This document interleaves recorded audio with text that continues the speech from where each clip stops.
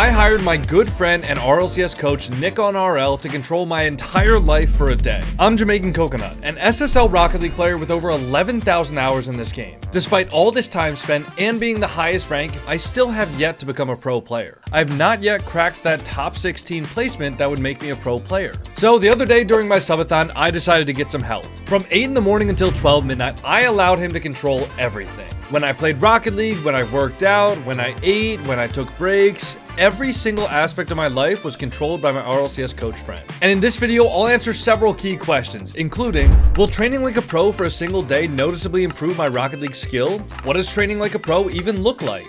What are some easy ways to improve your own gameplay immediately? And finally, will the training have long-lasting effects? Also, I'll be covering the biggest mistake that I made this entire day of training so that you guys don't repeat the same mistake. But that's all for later in the video. For right now, let's start the day off with some workshop maps. Why do you sound so tired? I just woke up 20 minutes ago, man.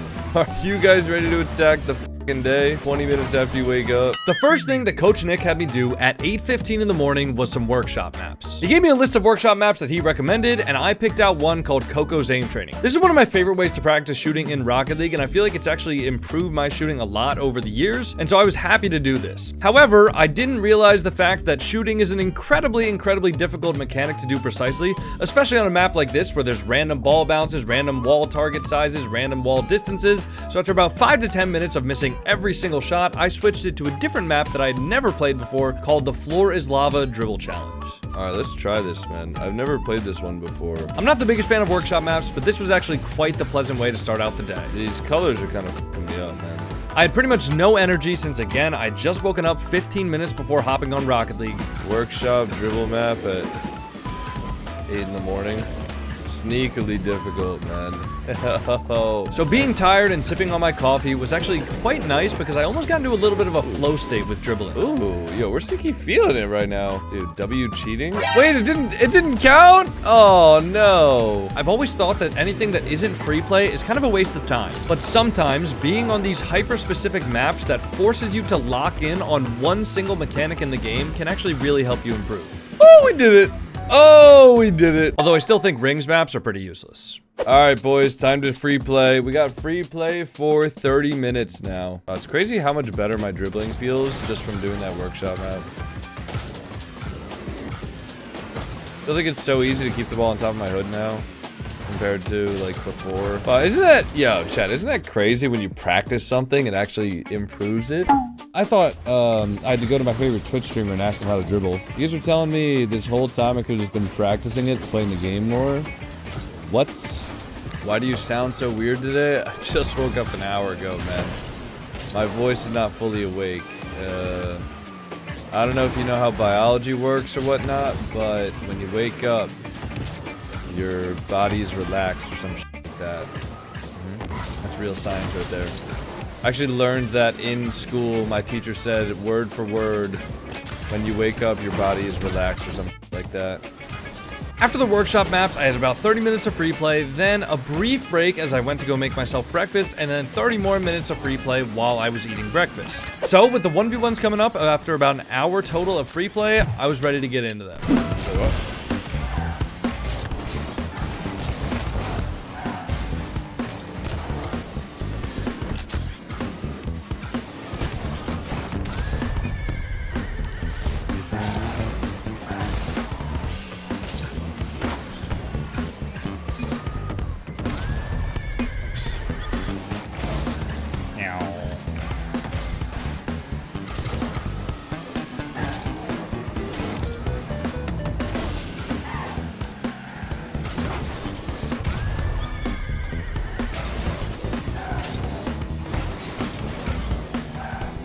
One v ones kind of went as they typically do for me, with me almost hitting an insane shot, getting scored on because of it, then losing the game and tilting because of it. I had it in the bag, and then I missed an open net, and then I just let him score like 4 or 5 goals in a row. It's kind of just how 1v1s is, but you know what? It was 10 in the morning. I had literally the entire day ahead of me. So after the 1v1 session, we moved on into the 2v2s, and that's when I really started peaking.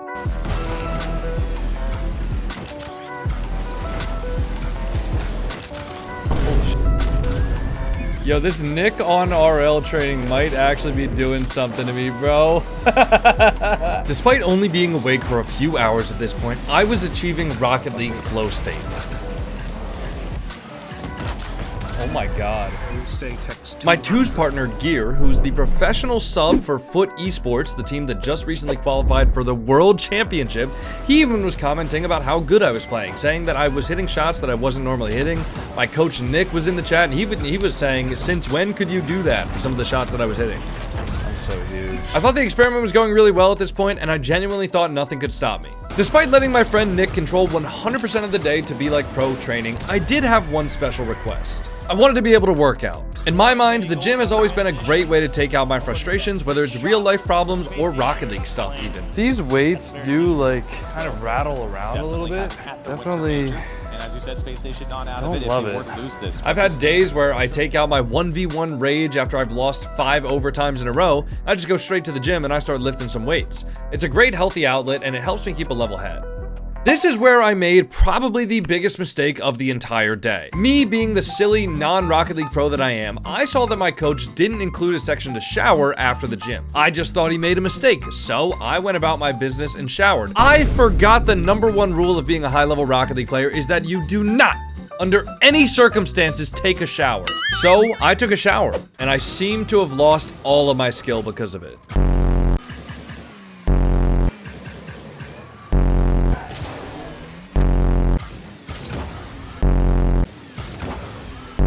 Once you miss one, man, the misses just start flowing like water.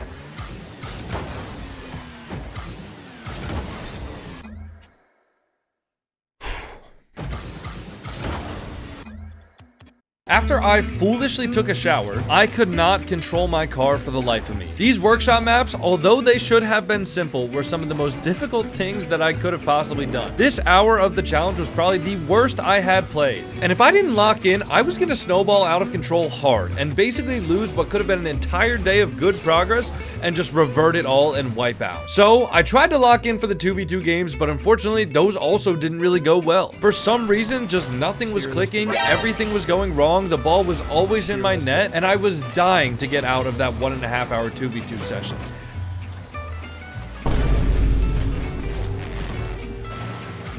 We have 40 seconds to get 2 goals here. Nope. He gets that over me, so that's certainly not gonna help, and they just get a goal. This one's shot. This one. Whee! Fuck. Hello!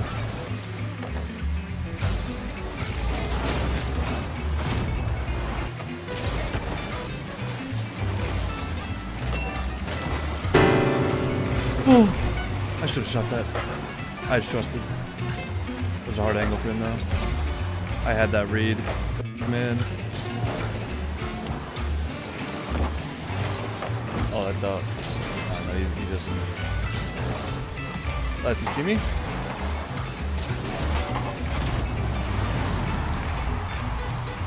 Alright, boys. Well, that was a tilting 2v2 session. Lost 1 game to bots, lost 1 game on 0 seconds. I don't know, man. And then came the replay review.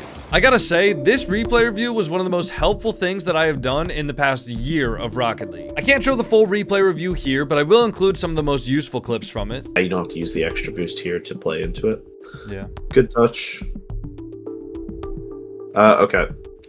Good touch, really, at the start here. Like, this is perfect. Don't stop. Like, just keep going through here, right? Because this is like a kind of like a far view, right? So the teammates here, AJ was like right here-ish, right? As soon as this ball's forced back, which is what you did, at that point, then you want to keep going through just to clear space. So naturally, if you rotate same side, 1, you're putting pressure on your own teammate. 2, you're not really clearing out this like top of the box space, which is arguably the most important space. If there's anyone in goal, you're not forcing them to either go deeper or go forward. Demoing, to me, most of the time is just how do you clear space, and you want to clear this space. So AJ, I think it was AJ who was to the right here, and Bosco is behind you, can push into the space and support Bosco, and you're just like being annoying, and you keep going through. And plus, then you can rotate out on pads, because I mean the basic rotation out is these little like football pads, pretty much. Yeah.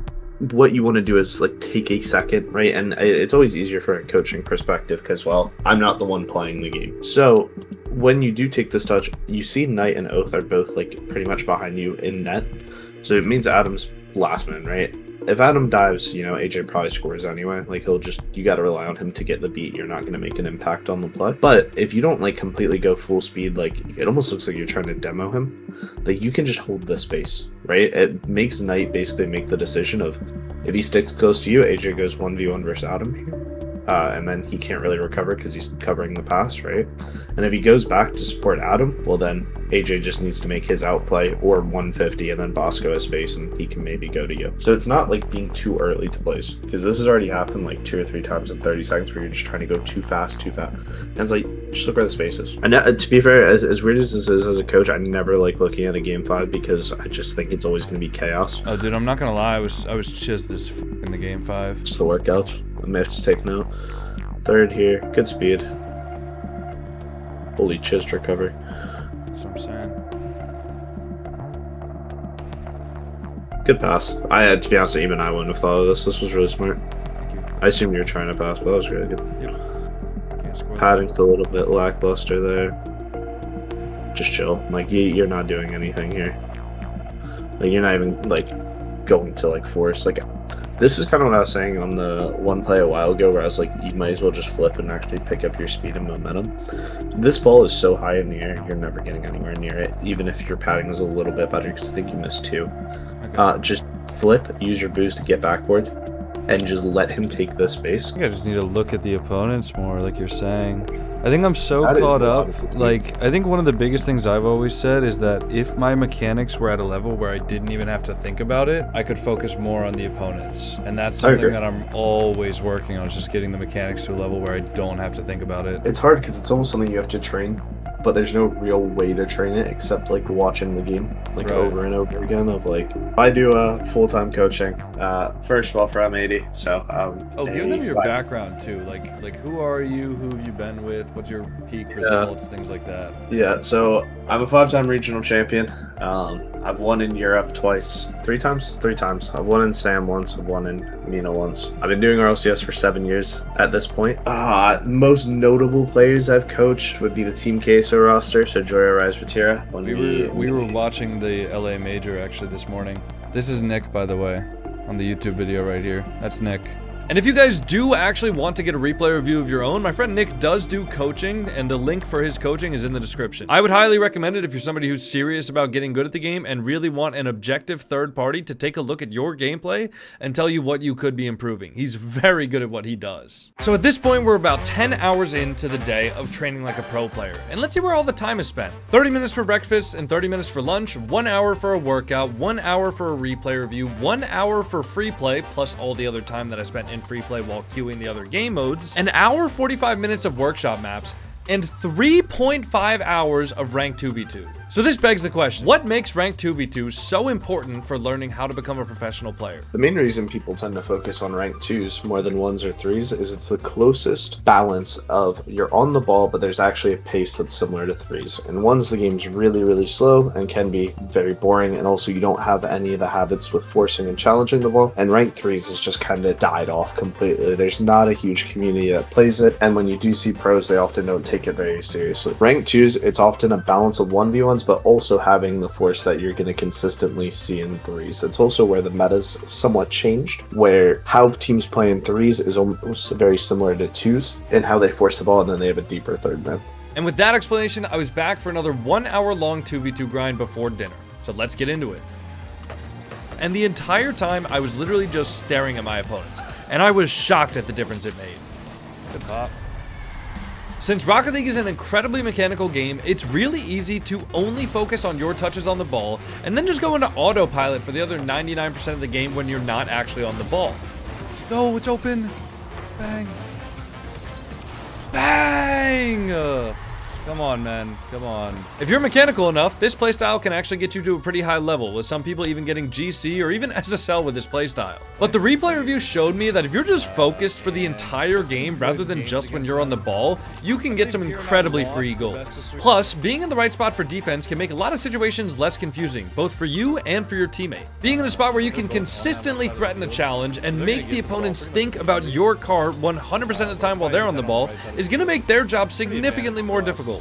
And when you do actually go for the ball, it will make it a lot clearer for your teammates to know when they should or should not be going. Rocket League is a highly mechanical game, and it will take you thousands and thousands of hours to learn those mechanics. But the replay review reminded me that this game is so much more than just mechanics. And practicing and actively thinking about your decisions off of the ball will lead you to having so many more wins in your games. Currently sitting at 18, I don't know, we would have been like top 30, I think, if we had won that. Now we're like, okay, 48th in the world? Whatever, man. That's fine.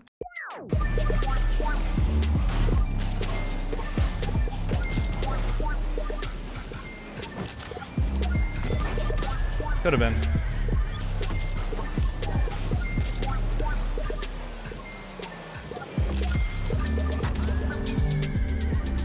Huh.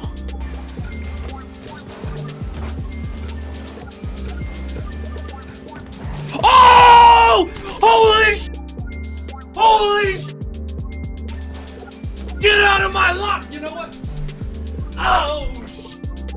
Get the f out of my lobby! Most people are really like, you can maybe say that you will, but most people won't be able to like overcome that. I got nothing. Wait, no, I got something. I got something! No! I just bitched him. I gotta fake this. Oh, oh, it's a good shot.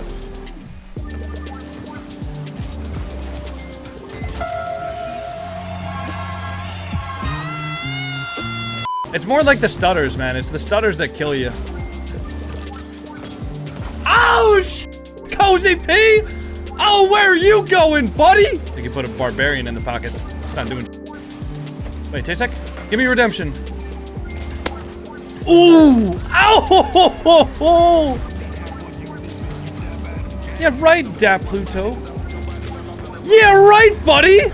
Huh.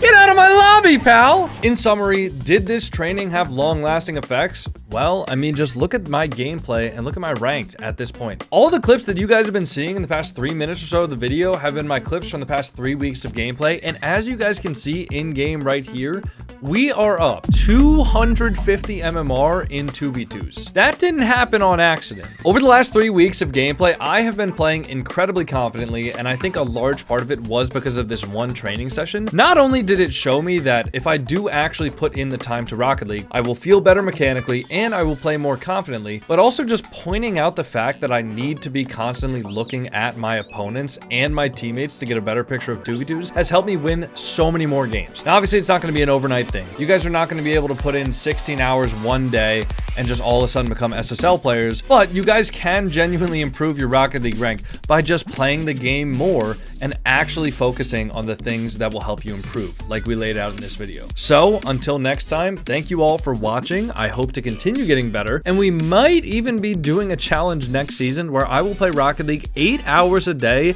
every single day of the season. So stay tuned for that. Stay tuned to see how my mental health deteriorates during that challenge. And if you guys did enjoy the video and you made it this far, please make sure to subscribe. It really does mean a lot, and I'll see you all in the next one. Peace.